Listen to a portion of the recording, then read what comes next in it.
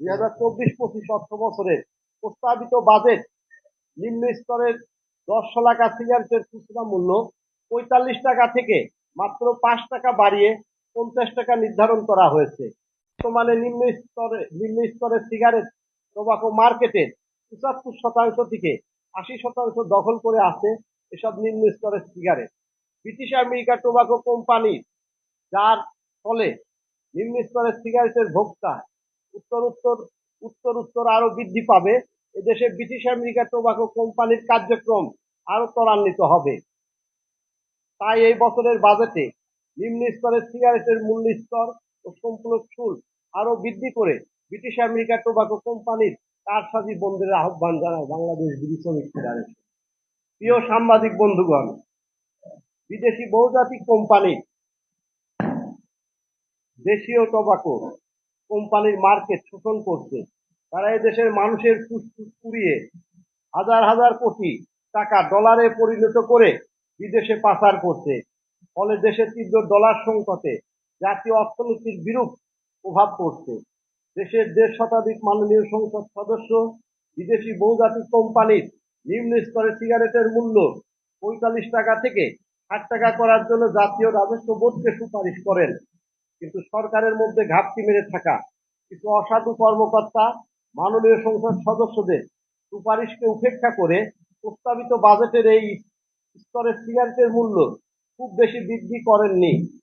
বহুজাতিক কোম্পানির নিম্ন স্তরে সিগারেটের মূল্য স্তর 45 টাকা থেকে 60 টাকা এবং সম্পূরক শুল্ক 58 থেকে 65% বৃদ্ধি করা হলে এই স্তরের সিগারেট থেকে প্রতি বছর অতিরিক্ত 5,000 কোটি টাকা রাজস্ব আদায় হতো, যা আন্তর্জাতিক মুদ্রা তহবিল, IMF, ঋণ পরিশোধ এবং স্মার্ট বাংলাদেশ বিনির্মাণে সহায়তা ভূমিকা পালন করছে।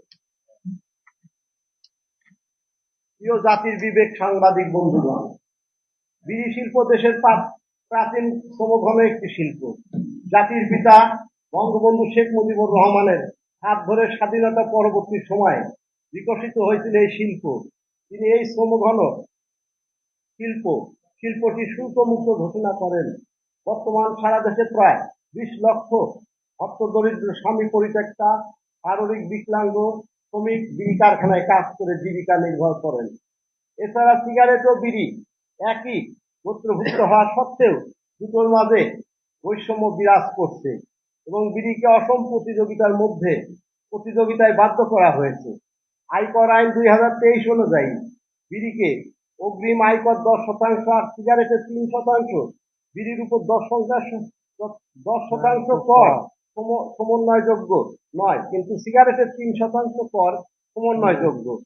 বিড়ির কর নিম্নতম কর, কিন্তু সিগারেটের ক্ষেত্রে তা গণ্য হয়নি। আইনের এই বৈষম্য দূর করার বাংলাদেশ বিড়ি শ্রমিক ফেডারেশন এর পক্ষ থেকে বিনীত অনুরোধ করছি। প্রিয় সাংবাদিক বিন্দু, ভারত সরকার বিড়ি শিল্পকে কুটির শিল্প হিসাবেও ঘোষণা করেছে। ইন্দোনেশিয়া এবং মালয়েশিয়াতেও হাতে তৈরি বিড়িকে প্রণোদনা দেওয়া হয়। এসব দেশে বিড়ি ফ্যাক্টরি প্রতিষ্ঠিত না করলেও সিগারেট ফ্যাক্টরি করার অনুমোদন দেওয়া হয় না। কিন্তু বাংলাদেশ তার বিপরীত চিত্র। বিদেশি বহুজাতিক কোম্পানির ষড়যন্ত্রে বারবার বিড়ি শিল্পের উপর মাত্রাতিরিক্ত শুল্ক আরোপ করা হয়েছে। অসম শুল্কের ভারে প্রকৃত রাজস্ব প্রদানকারী বিড়ি মালিকরা কারখানা বন্ধ করতে বাধ্য হচ্ছে। ফলে শিল্পটি আজ ধ্বংসের দ্বার প্রান্তে এসে পৌঁছেছে। সুতরাং বাংলাদেশেও বিড়িকে কুটির শিল্প ঘোষণা দিয়ে প্রাচীন শ্রমঘন শিল্পকে রক্ষা করা সময়ের দাবি। এছাড়া ক্রমাগতভাবে বিড়ি কারখানা বন্ধ হওয়া, এই শিল্প নিয়োজিত শ্রমিকরা কর্ম হারিয়ে পরিবার নিয়ে মানবত জীবনযাপন করছে। সুতরাং দেশের উন্নয়ন এবং শ্রমজীবী মানুষের স্বার্থে বিড়ি শ্রমিকদের মজুরি বৃদ্ধি করার অনুরোধ করছি। আমাদের দাবি সমূহ: দাবি 1, বিড়ির উপর আরোপিত অগ্রিম 10% আয়কর প্রত্যাহার করতে হবে। দাবি 2, নিম্নতম মজুরি বোর্ডের মাধ্যমে বিড়ি শ্রমিকদের বর্তমান বাজার অনুযায়ী মজুরি ঘোষণা করতে হবে। 3, বিড়ি শিল্পকে কুটির শিল্প হিসাবে ঘোষণা করতে হবে। 4, বহুজাতিক কোম্পানির নিম্ন স্তরের প্রতি প্যাকেট সিগারেটের মূল্য 45 টাকা থেকে 65 টাকা বৃদ্ধি করতে হবে। প্রিয় বন্ধুগণ, জাতির জাগ্রত বিবেক হিসাবে আপনারা অতীতেও আমাদের পাশে ছিলেন, ভবিষ্যতেও পাশে থাকবেন বলে দৃঢ়ভাবে আমরা বিশ্বাস করি। আপনাদের কলম আমাদের রুটি রুটির সহায়ক ভূমিকা পালন করবে বলে আমরা বিশ্বাস করি। আপনাদের মূল্যবান সময় ব্যয় করে আমাদের বক্তব্য শোনার জন্য পুনরায় আন্তরিক অভিনন্দন ও ধন্যবাদ জানিয়ে শেষ করছি। খোদা হাফেজ। জয় বাংলা, জয় বঙ্গবন্ধু। ধন্যবাদে সভাপতি, বাংলাদেশ বীর শ্রমিক ফেডারেশন।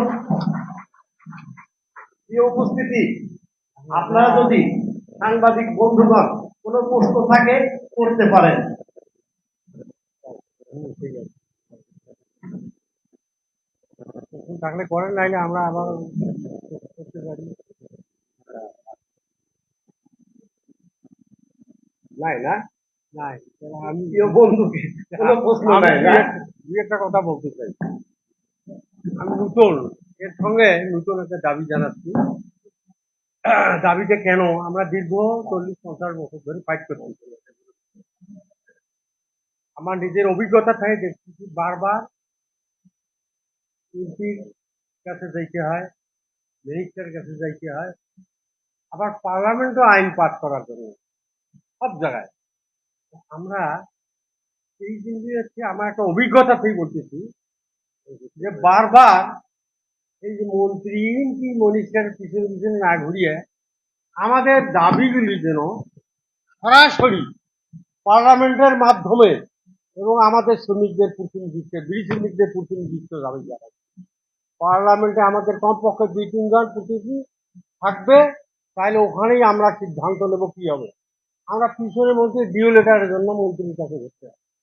আমরা সরাসরি ট্যাক্স যেখানে আমাদের মাধ্যমে পাস করছে, আমরা পার্লামেন্টে আমরা প্রতিনিধিত্ব করিয়ে আমাদের দাবি আমরাই ওখানে বাস্তবায়ন, তাহলে আমাদের আর পিছনে কেন করতে হবে। এই আইনগুলি সংস্কার করার জন্য সরকারকে দাবি জানাচ্ছি যে আমাদের কমপক্ষে 3 জন শ্রমিক প্রতিনিধি পার্লামেন্টে চাই, এবং সেটা প্রয়োজন নির্বাচিত প্রতিনিধি। আমি সবাইকে ধন্যবাদ জানিয়ে